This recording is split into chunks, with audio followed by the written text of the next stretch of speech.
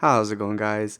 Welcome to a new video. This video is going to kickstart a new series. It's going to be kind of similar to my fixing World of Tanks videos, but the topics aren't going to be quite as big in terms of the mechanics we're talking about. So it's not going to be, huge topics on artillery or matchmaking or premium rounds. It's going to be more focused and more specific. And basically, this is something that I go over my head a lot, and it's if I got an opportunity to talk to a World of Tanks developer, and it doesn't matter what they specify, and whether it's developing maps, balancing, anything like that. If I could talk individually about very specific things, what I would go over and talk and recommend to them to do with these certain things.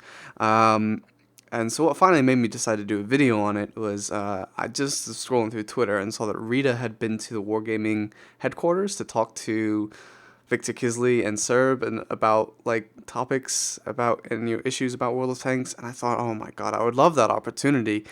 So I'm gonna do these, and they're never gonna be seen by World of Tanks developers, but they'll be seen by you guys, so you can discuss them. But I'm gonna address them as if I was talking to an actual developer. Okay, so now that that's sort of out of the way, you guys get an idea what these videos are going to be about. I'll start with this one. It's going to be basically just an example. It's going to be about Airfield, the map, but I'm just going to talk, as if I was talking to a developer, what I would want to be improved and changed about the map Airfield. So hope you enjoy, and let me know what you think. Dear World of Tanks map developer, I have an issue with the map Airfield, which is the map I've got a replay on here. And my issue with this map comes from the fact that it's far too campy and stagnant, and this leads to it not being a very good map. A lot of maps you can find a way to push. There's always something you can do, even if it's crazy. You can sometimes get things out of it that most people wouldn't. But this map is really truly quite bad, and although it's a bad map in general regardless, it's an extra bad map if you spawn on the west side, which is where I've spawned here. And it's something that when I play it, I just get really down because I know what kind of game it's going to be. So I'm going to run this replay, and I'm just going to show you what I mean by this map being pretty bad. So ultimately, I'm in my E100, and it's a very strong tank and a very thick armored tank, and it's got a lot of hit points, but this map still doesn't allow me to do anything in terms of pushing. The enemy has two artillery, very deadly artillery. One's an auto-loading artillery, and one's a tier 9 artillery that's incredibly strong.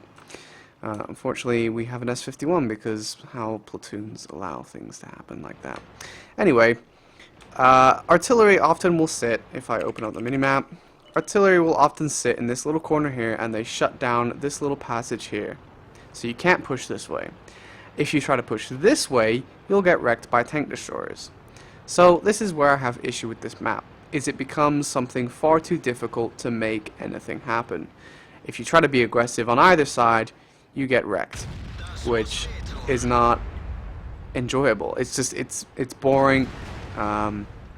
You're forced to camp if you want to make anything happen for yourself, otherwise you're gonna die. So here's an example. If I wanted to push this and be aggressive and see if I could sneak a shot on these guys, I'm gonna get wrecked by artillery. And because Wargaming decided an auto-loading artillery is a good idea for this game, it's even worse. So fortunately, he's not doing that much damage because he's got low alpha, but if it was a Kong GC, I would probably be losing over 1,000 hit points just for that little poke there.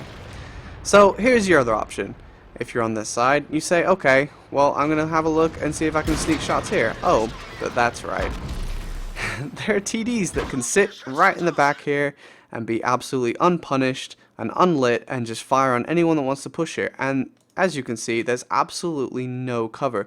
If you try to push around here to put pressure on these guys, you're still vulnerable. The whole way around, you're vulnerable. So it becomes a very frustrating situation. Now the same isn't true from their side. If they try to push their side, these guys can't hit them because these hills are in the way. So this Conqueror is completely safe except from our artillery, which I mean is again bad, but at least it's not as bad, which is a huge imbalance in the two sides. These guys literally have to be, we have to have like TDs right there before they could even shoot anyone pushing up to here. and even further up if they want to shoot some of these conquerors because of this hill right here. So I'm not really sure why there isn't a similar hill on this side to shield you from pushing this. Now, it's a cool looking map. It's really aesthetically pleasing, and I don't want it to be removed. I would just really like for this map to be improved. I don't believe in removing maps. I think that's pointless, and I think that's useless. A lot of these maps are cool maps. They just need better improvement. Now, I understand also that this is an airfield, so it kind of defeats the purpose if there's a lot of cover along here, because it's an airfield. You can only put so many destroyed planes before it becomes stupid. However, you do have all this space back here that's basically taken up by giant mountain ranges, and I think that could be improved. You really don't need all of this to be mountain. You could allow some passages through these mountains, you could lower them, you could do all sorts of things to allow passages through them, and maybe that would shut down this little B9, B0 camping spot that tank destroyers and artillery like to sit in and be completely unlit while they devastate anyone that attempts to be aggressive from this side. Other than that, I mean, the map is just, it's just not fun. You try and make things happen, and, you know, these guys have tons of cover, because none of these guys, I don't know why we have a Batchat back here, but, you know, these Waffles, this Waffentrager E100, they cannot hit these guys. The only guys that could be hitting them is the Arty, who don't seem very interested. I'm not sure why this guy is backwards. So it's just a really unfortunate situation. It encourages people to camp and sit in the back and do nothing, and the people here, you know, people like to sit in these sniping spots, and basically it's waiting until one team pushes. Now these guys can push because they're not being wrecked by artillery, which they probably should be, but also we have no tank destroyers to prevent that, which I can't blame them. I would push if I were them too. It's great that they can push, but this side can't do the exact same thing, so that's a bit frustrating. This whole area is kind of useless too. I'm not sure again what this guy's doing, but this whole area is water, so you can't really use that obviously because you can't swim. We're not all togs. So in this little hill area, it just really is too vulnerable. Our artillery sit in the base and from this position and wreck you, and tank destroyers sit up here and other places and wreck you. It's really difficult to make this work. This is all water and slows you down. It's difficult to push through. If you do try to push through this, you get wrecked, and also the same goes for the other side. But again, this has a little bit more cover for some reason. I'm not really sure why. So I'll show that in another replay, but for right now, this is me getting wrecked. I don't play very well personally, but, you know, and that E5 just shot me. But, you know, you can see how it's difficult to create any kind of positive opportunity for yourself when you just get wrecked. So he finally got arty'd, but, you know, it's already too late. Our team's dead. It's all over.